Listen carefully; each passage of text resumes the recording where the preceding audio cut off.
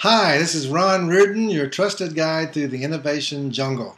If you are a brand new inventor, you're probably just bouncing off the walls with excitement because you've come up with a great idea that you know a lot of people are going to want and be able to benefit from.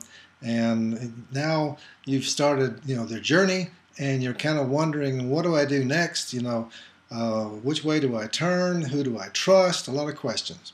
Well, I will help you decide if you should go or no go with your idea.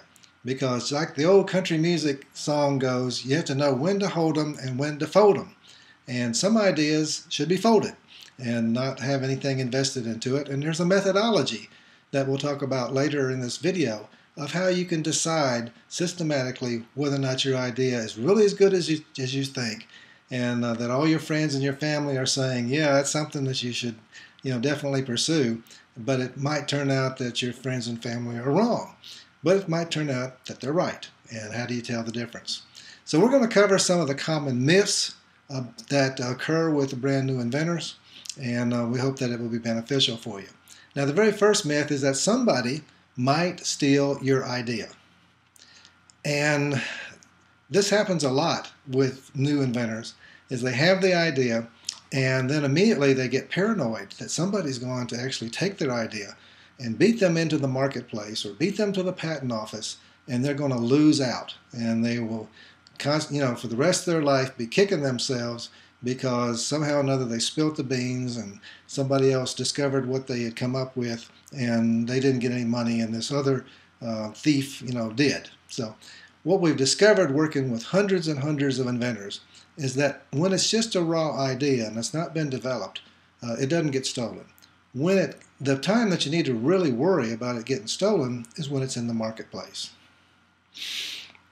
Because once it's selling very well, that's when it attracts a lot of interest, because all of a sudden it's popped up over the radar, people see it, and they're like, ooh, this is doing well, how can I do a cheaper version or just flat out copy the version? And that's when you really need to worry, but not at the beginning. So you've got some time before you need to worry about people stealing this concept. Here at the beginning, you're pretty safe. Now, the next myth that we want to cover is called a poor man's patent. Now, the concept behind that is that you can write down your idea, you can put it in an envelope, seal the envelope, and actually put some extra protection on there, like maybe some Scotch tape, maybe even duct tape and Gorilla Glue. Just kidding. And mail it to yourself, and that when it comes back, put it in a safe place, and it has that official stamp from the post office that shows the date that you mailed it out. And somehow or another, that in a court of law or with the patent office is going to give you some kind of protection or some kind of rights. And unfortunately, there's no truth to that at all. There is no such thing as a poor man's patent. Now, the next thing that we want to cover as a common myth is that you can license a raw idea. Well, licensing is a lot like renting. And to be able to rent some land, to be able to rent an apartment, to be able to rent a house, generally you need to have some kind of ownership of that. And licensing an idea, no government entity has given you any kind of property rights to that idea. And so it's going to be kind of challenging to license just that raw idea. So licensing an idea, there needs to be some development of it, and some patent applications filed and items like that in order for you to have the ability to license it. Now, the last misconception that we want to cover is that the very first thing you should do once you have an idea is to rush out and get a patent. Now, I am a registered patent agent. I make my living and I feed the grandchildren that you see behind me by crafting well-written patent applications to protect people's ideas and their inventions so that they can pursue them and getting them out there into the marketplace.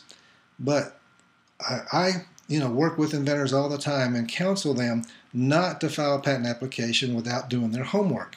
Now, part of the homework that I have them do is we've developed an invention self-assessment that has 41 different questions that you can assess your idea from a score from a range of 1 to 10 on 41 different dimensions to see if it scores well enough that it should be pursued or if it should be walked away from.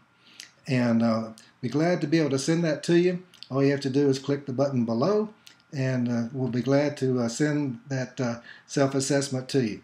So just give us your name, your address, click the button below, and we'll be glad to send that to you in the next couple of minutes.